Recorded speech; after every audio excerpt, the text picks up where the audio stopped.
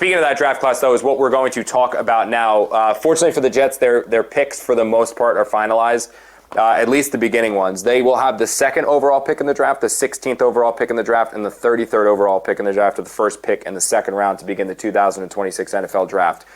All eyes on the NFL Draft, though, are going to be fixated on Oregon and whether or not Dante Moore declares. And that's really the one thing I would say that is keeping Darren Muji from truly having what I would describe as the best possible start to this offseason. Because there was a large chunk of time there, Zach, where it looked like at best the Jets are going to have like the 4th pick in the NFL Draft or the 5th pick in the NFL Draft. And they might have slid all the way down to 7 or 8 or 9. I mean, when they beat the Falcons, that's what we were legitimately looking at with this team. That meant that if they wanted to select Fernando Mendoza or they wanted to select Moore, they needed a team to be picking 1 or 2 that did not need a quarterback so they could trade up and get them. And all of those assets that they worked so hard to accumulate from trading Sauce Gardner and trading Quinnen Williams, they would have to give up a chunk of them to go up there and get it. Well, by them totally and completely bottoming out the final month of this season, they are now in a spot where if Dante Moore declares, they can draft their quarterback organically at number 2. And then also use all of those picks they've worked to accumulate, not to trade up to go get somebody, but to trade down and get more, or just use them to draft players that are going to help them, not somebody else. I just think that the biggest thing, though, is they need more to declare. They need them to declare. And the funny thing that's happening right now is like the NIL changes so much. Because back in the day, this was no doubt. The guy's going to be a top 5 pick, 100% he's coming back. But if he goes back to Oregon, you're talking about a guy that's going to get $7, $8, $9, $10 million next year to go back to college. And barring a complete bottom out of himself, he'll be a top 5 pick again next year too. So it's going to be fun to watch that happen. But man, this could look really, really good for the Jets if he comes out. I mean, the one thing I would push back on, and it's not like a major thing or anything, is he'd be getting $20 million guaranteed if he went into the draft right now and was a number 2 overall pick. And there's no guarantee to be top 5 next year. Like, that's going to be a good quarterback class in theory. So if he doesn't come out, it'll be either he really doesn't want to play for the Jets or he wants to get another year of seasoning because he needs them. He needs that because his experience level, the amount of games he's played, I forget what it is. I think it's under 20 starts in his career.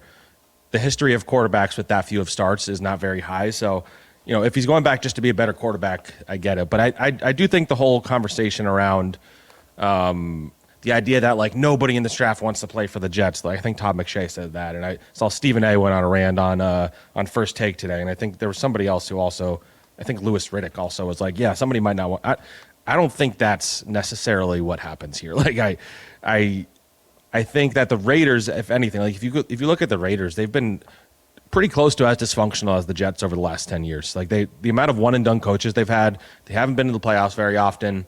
When they haven't won in the playoffs. Like, it's not like that's a great situation. You don't even know who their coach is right now. You don't know who's running things there. Like, Tom Brady, is it Spytek? Is it Mark Davis? Like, so I think the idea that this like wide swath of players is going to refuse to go into the draft because they don't want to play for the Jets, I think is really overblown.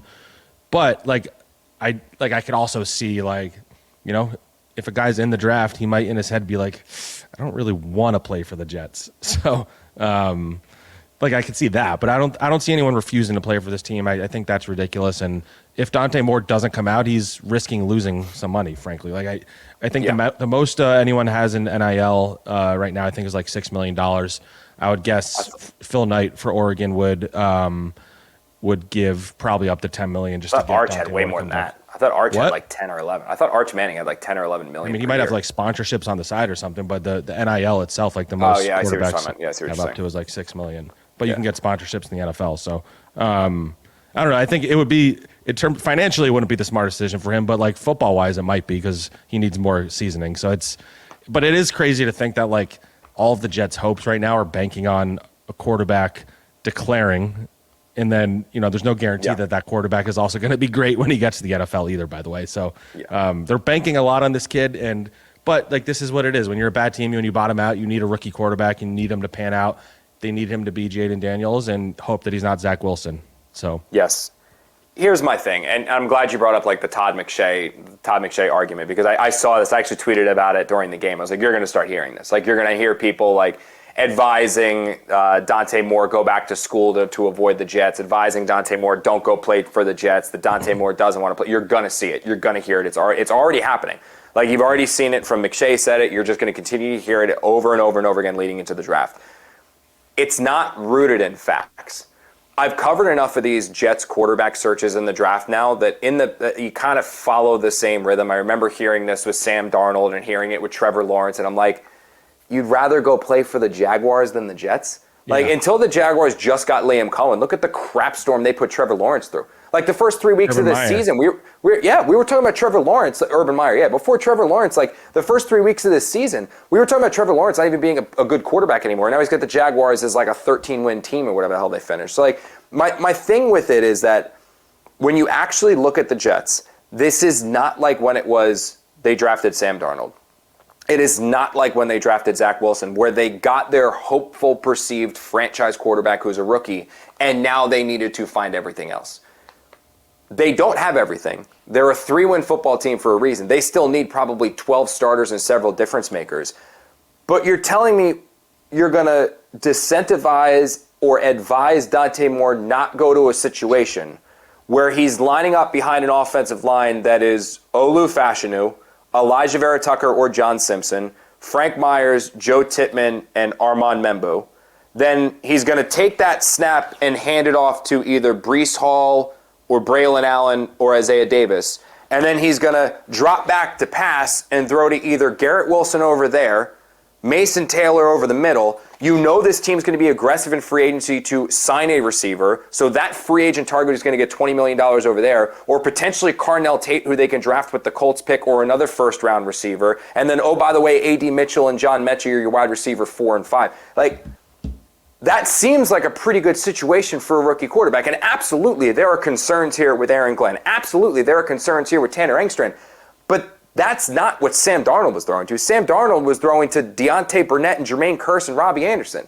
Zach Wilson had Corey Davis and Elijah Moore. Like these guys, they didn't have anything. They didn't have offensive lines, let alone playmakers. Like, literally, Joe Douglas had to go to Sam Darnold's parents and be like, I swear to you, I will protect your son. I swear to you, I will protect your son.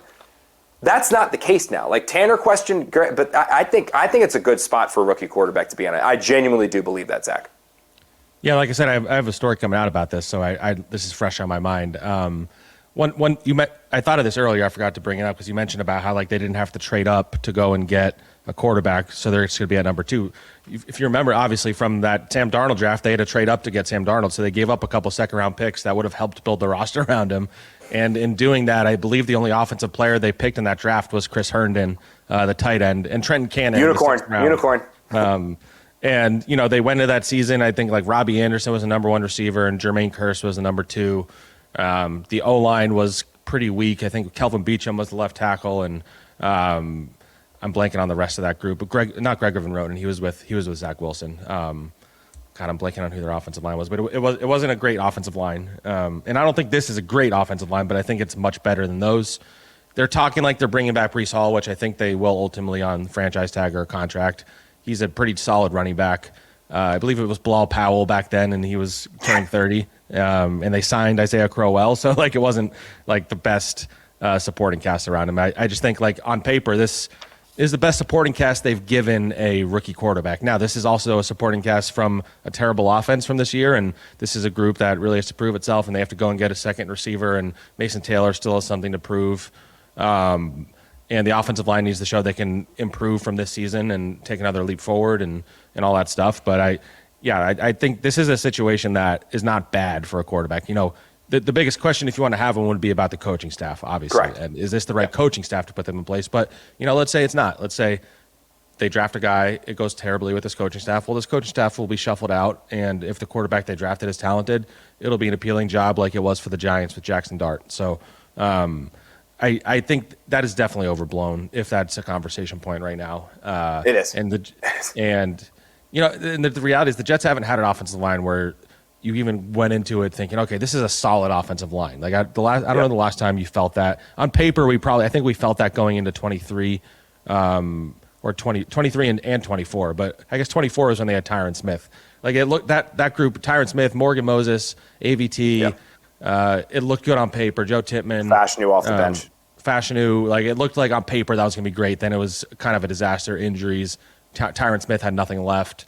Olu was up and down. Joe Tippmann was up and down. Like it was a pretty rough group. But this feels like it should be a really solid group. I think Joe Tippmann settled in at right guard.